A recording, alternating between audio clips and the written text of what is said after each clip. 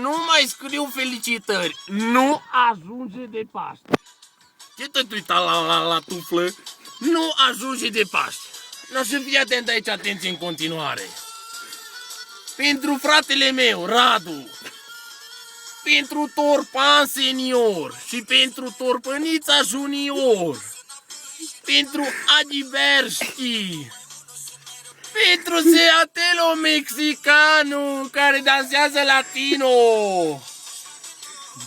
pentru Gabi și pentru toate cuile lui, pentru Tommy care a rupt farfeca și o rupe în continuare. Pe cine să mai băgăm la valoare? Pe cine să mai băgăm la valoare? Tie tata! Tie tata! Pentru Toma Mondialul care a rupt fereacul și îl rupe în continuare. Pentru Bogdi Suciu care împarte flori prin centru, săracul, dependentul de poștă. Pentru Papu Rârâitu care nu știe să zică râ și nu o să zică în continuare.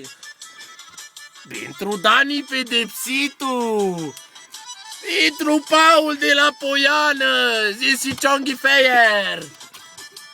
Pentru Nicu cu cauciucurile din Germania, care nu mai știe cât de cauciucuri are în porbaga și pe la Torpan prin garaj.